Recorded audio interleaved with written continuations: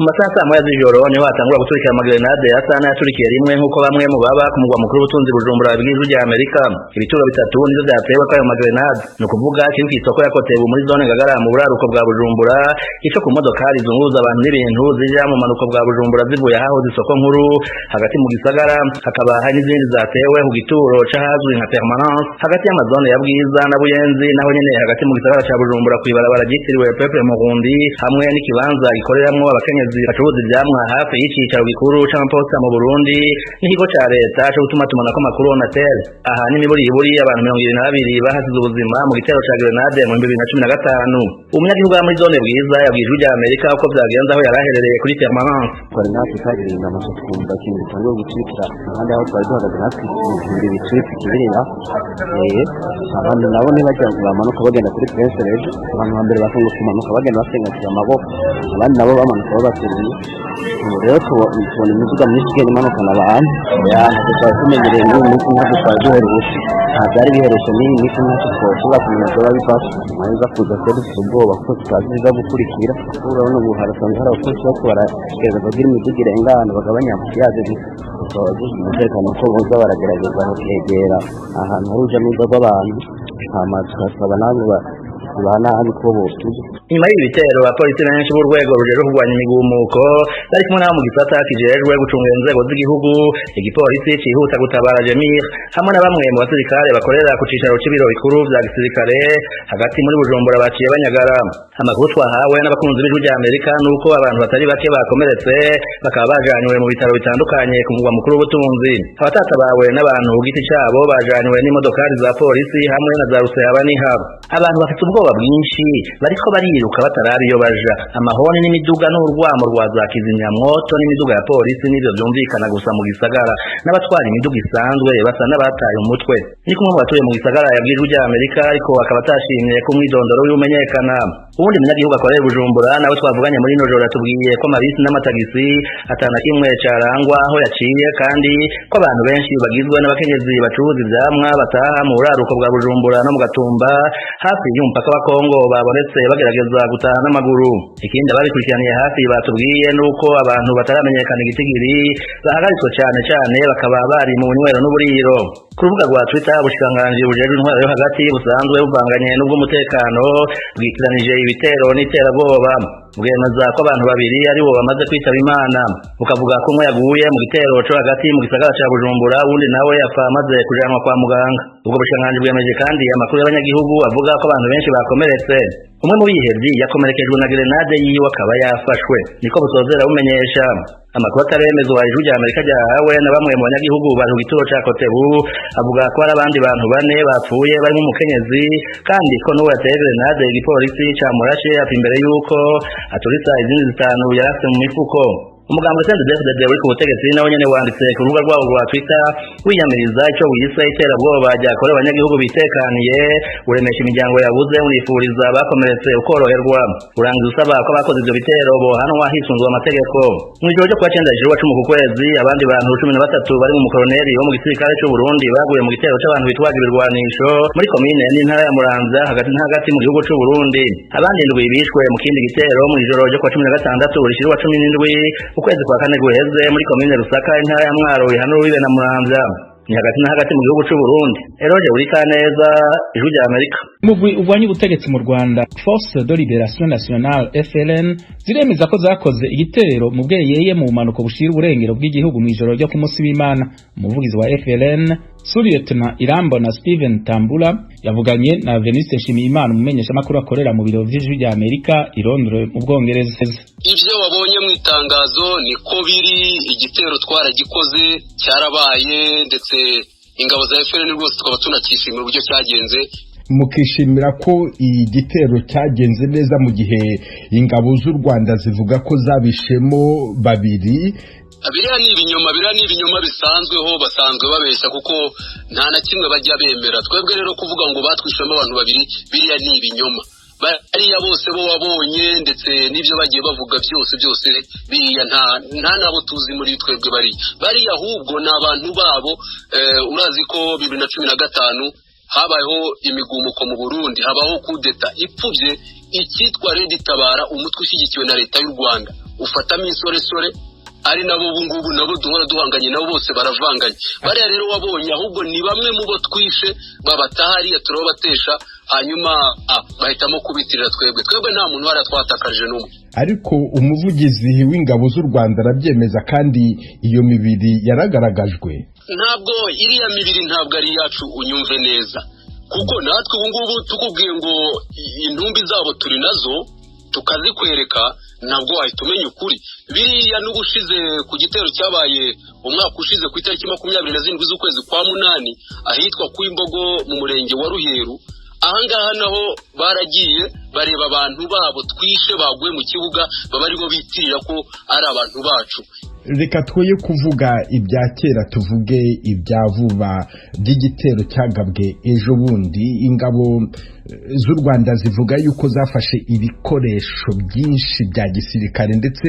birimo n'imyenda ya gisirikare y'ingabo z'u Burundi aho ngo mwari mwaturutse ibyo ni umuvugizi w'ingabo z'u Rwanda ubivuga ibyo ni ibivugwa na leta y'u Rwanda ariko siko biri kuko twebwe ntabwo turi Burundi twebwe keretse niba Nyamagabe yarimutse kabiri Burundi twebwe turi Nyamagabe tukabarizwa Nyaruguru tukabarizwa mu karere ka Rusizi iyo bweyeye wumva nayo tuyirimo ni naho twarwaniye twebwe ntabwo tugi Burundi ntacyo tujya gushaka yo gakondo yacu ikindi iriya myambaro bavuga ni imyambaro yatakaye kera y'abarundi yatwawe na Red Tabarwa yahungiraga mu Rwanda ibyo rero iyo bamaze gutakaza abantu nka kuriya bahita babambika imyenda bagafotora iyo abana vugaga ibyo ngibyo nibura ari ubwa mbere tubiciye bweye cyangwa se ibitero twagiye tugaba aribwo bwa mbere babonye kuki se bavuze kiri ahubwo kuki batavuga ibitero byose twagiye tubagabaho kumbi kurondoreye wakumirwa oya reka kubirondora tuvuge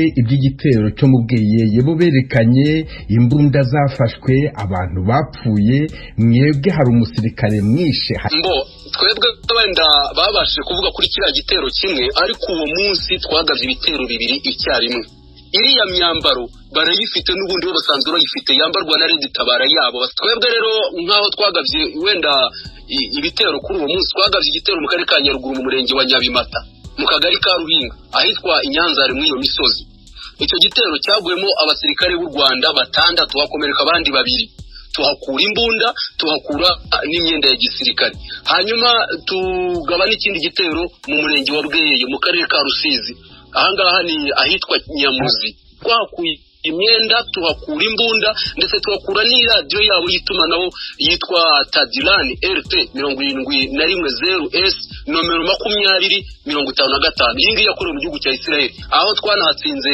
ingabo zabo 15 hanakomereka benshi ariko si yo menyago kuki mutayerekana kuki abo bantu mwishe batagaragara ariko twebwe dukurikiza amategeko agenga uburenganzira bwa muntu birabujijwe mu mategeko mpuzamahanga ntabwo wenda nk'ikindi nakubwira nuko nk'iyi radio twayambuye umukomanda wabo wari uri aho ngaho nawe wahaguye iyi radio twarayimwambuye tumusangana n'abandi 3 bari bamuherekeje n'abita ama escort bari baraho ngaho abo bose kuki batabavuga bakajya kuvuga ibinyoma no kugira ngo bakingirize abanyarwanda gafuka mu maso uwo mukomanda yitwa nde ntabwo twabashije kumenya amazina ye gusa twumvise abenshi bagenda mutazira Kazungu ariko kuki mwagabye iki gitero mu gihe i Kigali habera urubanza rw'abantu bitirwa kuba baragabye ibitero inyabimata hakicwa abantu bavuga ko bari muri uwo mutwe wanyu wa FLN hakaba kandi haburanishwa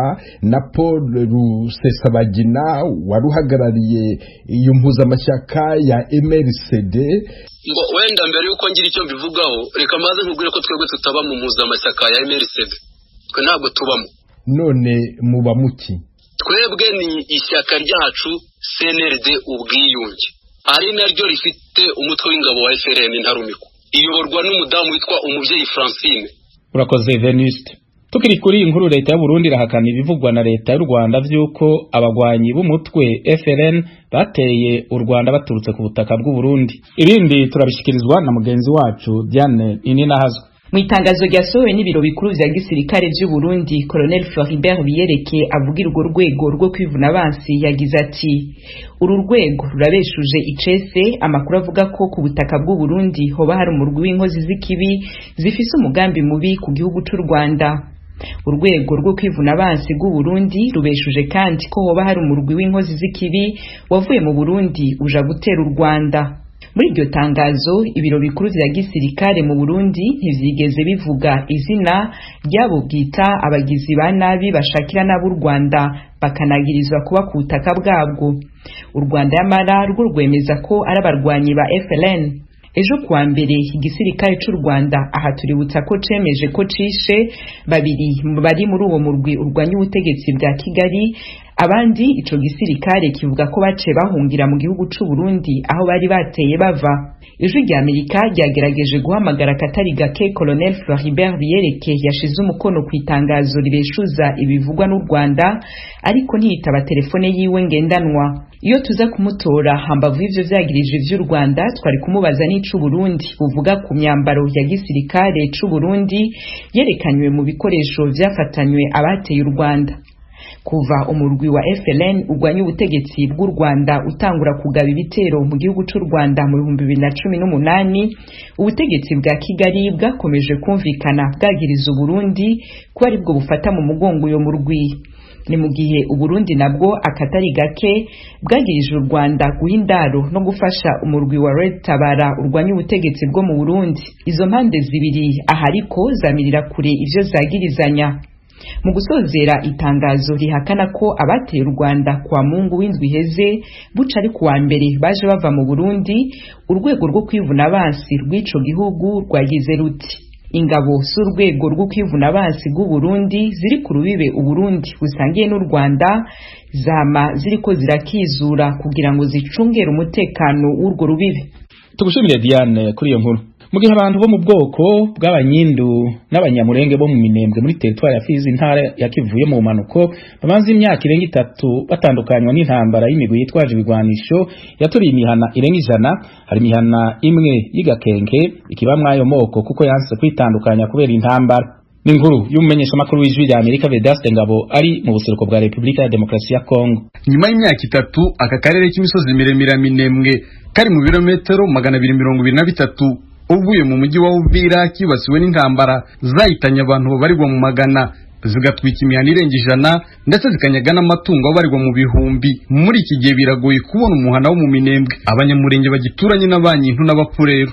Gusa ugeze mu Minembwe ukerekeza Igakenke usanga ari umuhana wonyine abanyamurenge n'abanyintu n'abapfurero bagendererana, nubwo buri bwoko bo ku musozi wabwo. Umusaza Sedekiya Nkurikinka atuye Igakenke n'ubwoko bw'abanyamurenge twahuye nawe uvuye mu wana bapfurero n'abanyintu Igakenke ya kabiri, yatubwiye ibanga bakoresheje kugira ngo akarere kabo katibasirwa n'intambara. Imihana yose Minembwe yarahiye, ariko muri Gakenke yacu ntihahiye. Bikurikiranye intambara ije gutangira, twebwe twarihuje abapfurero n'abanyintu tugira ibiganiro twerekana kuko ntacyo tuvukana, tukaganira buri munsi.